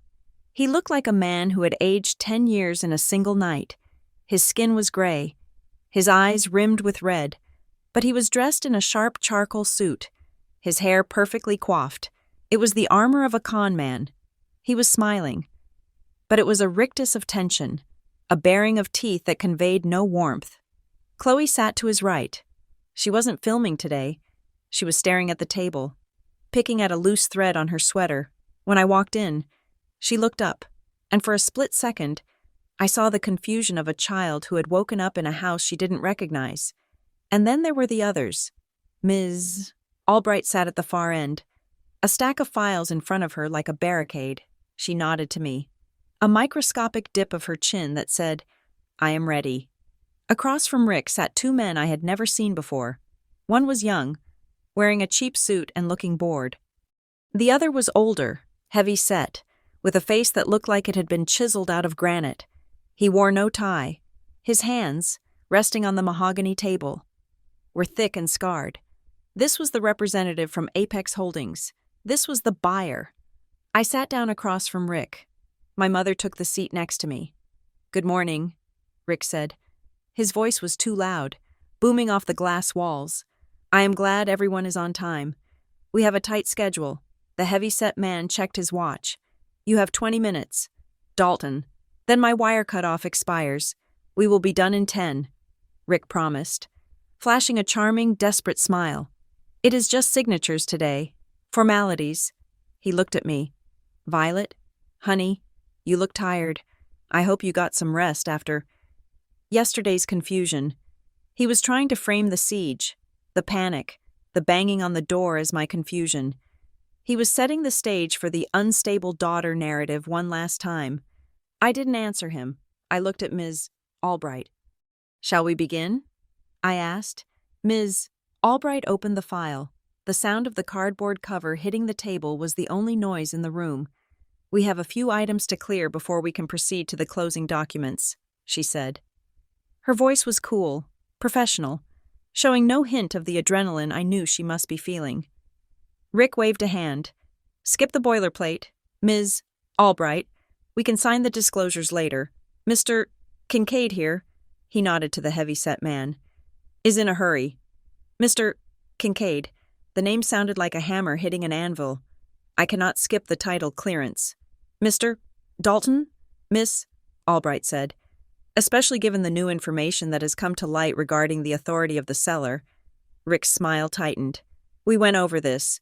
The affidavit I provided yesterday clears that up. It supersedes any old trust language. It is a non-issue. It is an issue, Ms. Albright said. If the affidavit is fraudulent, the word hung in the air. Fraudulent. Mr. Kincaid shifted in his chair. The leather creaked loudly. He looked from Rick to Ms. Albright, his eyes narrowing. Rick laughed. A short, sharp bark. That is a very serious accusation. Ms. Albright, I hope you have something better than the ramblings of a grieving stepdaughter to back that up. He turned to me, his face twisting into a mask of disappointment. Violet, look what you are doing. You are embarrassing yourself in front of these professionals. You are vindictive. Is that it? You are punishing the living for a dead man's choices because you cannot handle that he left everything to your mother and me. He leaned forward, his voice dropping to a hiss. Stop this. Stop trying to ruin your sister's wedding. Stop trying to hurt your mother. You are being selfish. I felt the old trigger, the instinct to defend myself, to say I'm not selfish, I am good, but I pushed it down. I wasn't there to be good. I was there to be right. I am not the one selling the house. Rick, I said quietly. I placed a document on the table. It was the excerpt I had received from James Vance. This is the trust instrument for the Coastal Preservation Trust. I said, Section 7. It explicitly forbids the sale of the property without the written consent of the beneficiary. That is me.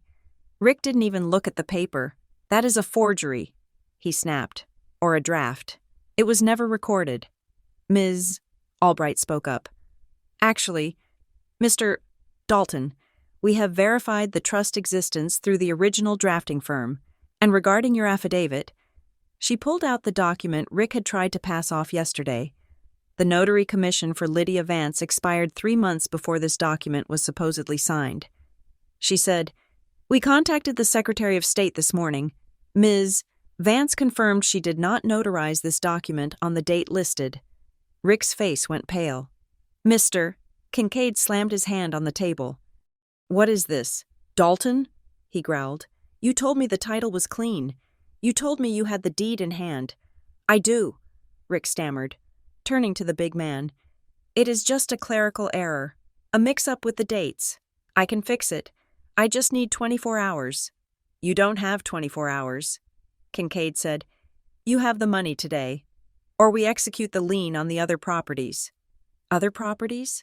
Chloe whispered. I looked at her. He promised them everything. Chloe, I said, not just the beach house, the main house, your car, everything. Kincaid looked at me. We are not just buying a vacation home. Lady, we are settling an obligation. Your stepfather borrowed $250,000 from Apex Holdings 3 years ago. This sale settles the principal and the interest. 3 years ago, my mother whispered. She spoke for the first time, her voice trembling. Rick turned to her. Martha, don't listen to them. They are twisting things. It was business capital. I did it for us. For us? My mother asked. She looked up, and I saw a spark in her eyes I hadn't seen in a decade. You told me the beach house was free and clear. You told me we were selling it to start a retirement fund. I had to tell you that, Rick shouted. Losing control.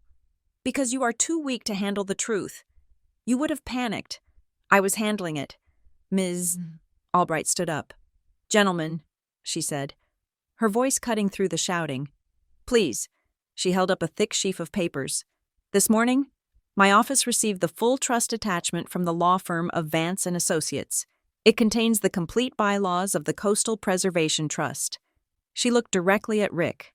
Section 12 states that any attempt by a trustee to convey title without authorization shall result in the immediate and automatic removal of that trustee. It also requires the trust protector to report the attempted conveyance to the district attorney as potential fraud. Rick froze. The color drained from his face completely, leaving him looking like a wax figure. The district attorney? he whispered. Ms. Albright nodded. I am obligated by the terms of the trust and by my own professional licensing standards to file a suspicious activity report. I cannot close this sale, and I cannot return the escrow deposit until the investigation is complete. Rick stood up. His chair fell backward with a crash. You can't do that, he said. It is already done. Ms. Albright said. Rick looked at Kincaid. Kincaid stood up slowly. He looked at Rick with no anger, only a cold, professional disappointment. You wasted my time. Dalton, Kincaid said. Please, Rick begged. I can fix this. I have other assets. Kincaid shook his head. You have nothing. He turned and walked out of the room, his silent associate following him. The door clicked shut. Rick was alone. He turned to my mother, Martha, he said, his voice pleading. You have to tell them. Tell them you authorized it. Tell them I had your permission to sign for you. If you tell them it was a misunderstanding, we can stop the investigation. My mother looked at him. She looked at the man she had shared a bed with, the man she had let run her life. He made me sign the papers. She said to Ms. Albright, Martha, Rick screamed. He made me, she repeated, her voice stronger. He told me it was for refinancing. He told me if I didn't sign, we would be homeless. He dictated what I should say to Violet. He told me to lie. Mom? Chloe whispered. My mother reached out and took Chloe's hand. There is no wedding fund. Chloe, she said, there is no money. He spent it all. Chloe pulled her hand away. She looked at Rick. You lied to me? She asked. About the wedding? Rick looked around the room. Trapped. He looked at me. Violet, he said, you did this. You vindictive little witch. You destroyed this family. Are you happy now? I looked at him. I felt calm. The shaking in my hands had stopped. I didn't destroy the family. Rick, I said, I just turned on the lights. Ms. Albright cleared her throat. There is one more thing, she said. She reached into the file and pulled out a sealed envelope. It was yellowed with age. On the front, in handwriting I would recognize anywhere. Scrawled, slanted, heavy on the downstrokes, was my name, Violet. This was included in the trust packet from Mr. Vance, Mrs. Albright said. It came with specific instructions. It is to be released to the beneficiary only in the event of an attempted unauthorized sale. She slid the envelope across the mahogany table. I stared at it. It felt like it was vibrating. Rick stared at it too. He looked terrified. I picked it up. My finger caught the edge of the flap and tore it open. I pulled out a single sheet of lined notebook paper. It wasn't a legal document. It was a letter. I read it silently. My dearest Violet, if you are reading this, I am gone, and Rick has tried to sell the beach house. I am sorry. I wanted to believe I was wrong about him. I wanted to believe that he would take care of you and your mother when I couldn't. But I know numbers, and I know men. And Rick is a man who thinks numbers are suggestions. I know about the consulting firm debts. I found the notices in the trash. I know he looks at what we built and sees a piggy bank. I set up this trust not to control you, but to give you a weapon. I knew that one day. He would try to take the one thing I wanted you to have. He will tell you that you are selfish. He will tell you that you are hurting the family. He will use your mother's fear against you. Do not listen. The house is yours. It is your anchor. Do not let him cut the line. And Violet, if it comes to this, if you are sitting at a table with lawyers and he is cornered, you have a choice. You can let him walk away to save the peace, or you can hold him accountable. Whatever you choose, know that I am proud of you. You were always stronger than you knew. Love, Dad. I lowered the paper. I felt a tear slide down my cheek, hot and fast. He knew. He had seen the future, and he had prepared me for it. I looked up. Everyone was watching me. Rick was leaning on the table, his knuckles white. What does it say? He rasped. It says he knew. I said. I looked at Ms. Albright. I looked at the trust document with the mandatory reporting clause. I looked at Rick, sweating and desperate. If I let him go, if I told Ms. Albright to bury the fraud report, he might walk away. My mother would be spared the public shame of a trial. The family name would stay out of the police blotter. We could sell the main house, pay off the debts quietly, and move on. It was the don't make it ugly option. But then I looked at my mother. She was broken. Yes, but she was finally seeing the truth. And I looked at Chloe. Stripped of her delusions, if I let him go, he would do it again, to someone else, to another widow, to another daughter, and I remembered the look on his face yesterday when he called me unstable, when he tried to gaslight me into believing I was insane. My father had given me a weapon, and he had told me not to let them cut the line. Ms. Hayes? Ms. Albright asked gently, "How do you wish to proceed?" The room held its breath. Rick's eyes were wide, pleading. "Violet, please, for your mother." I looked at my mother. She looked back at me. She didn't beg. She didn't look away. She gave a small, almost imperceptible nod. She was ready to be brave. I turned to Ms. Albright. I handed her the letter. I handed her the trust excerpt. "Proceed with the report," I said. Rick let out a sound like a strangled animal. "No!" he shouted. Ms. Albright didn't flinch. She picked up the phone on the wall. "Security," she said. "Please escort Mr. Dalton to the waiting area and call the police department. We have a fraud in progress." Rick lunged. It happened fast, a blur of motion. He didn't lunge at me. He lunged at the papers. He grabbed the trust document, crumpling it in his fist, as if destroying the paper would destroy the truth. But the security guard was already at the door. 2 of them. They grabbed him by the arms. "Get off me!" Rick screamed. "It is my house. It is my money." They dragged him out. He was kicking and shouting, his dignity gone, his mask shattered. "You are selfish!" he screamed at me from the hallway. "You ungrateful brat! You ruined everything!" The door slammed shut, cutting off his voice. The silence rushed back in, but it wasn't heavy anymore. It was clean. I sat there, listening to the hum of the air conditioner. Ms. Albright sat down. She looked shaken, but she smoothed her skirt. "I will file the report immediately," she said. "The police will want a statement from you, and from your mother." I nodded. Of course. I turned to Chloe. She was crying. Soft, silent sobs. "I am sorry." "Chloe," I said. She shook her head. She wiped her eyes with the sleeve of her sweater. "He really spent it all?" she asked. "I think so," I said. She looked at her engagement ring. It was a big, flashy diamond. She took it off and set it on the table. It made a small clink. "It is probably fake anyway," she said. I looked at my mother. She reached out and took my hand. Her grip was strong. "Thank you," she whispered. "For what?" "For saving the anchor." We walked out of the title company an hour later. The police had come and gone. Rick was in the back of a cruiser. The buyer had vanished into the wind. The rain had stopped.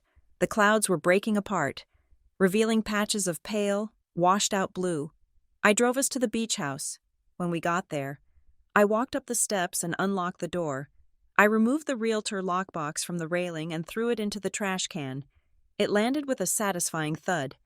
I went inside. The house smelled of staging furniture and stale air, but underneath that, I could still smell the salt and the old wood. I walked to the window and looked out at the ocean. It was calm now. The storm passed. I took the letter from my pocket, the one my dad had written. I smoothed it out on the windowsill. "You were always stronger than you knew."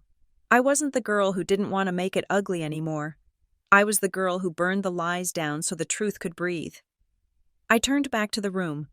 My mother was taking the throw pillows, the beige, generic ones the stager had brought, and tossing them into a pile in the corner.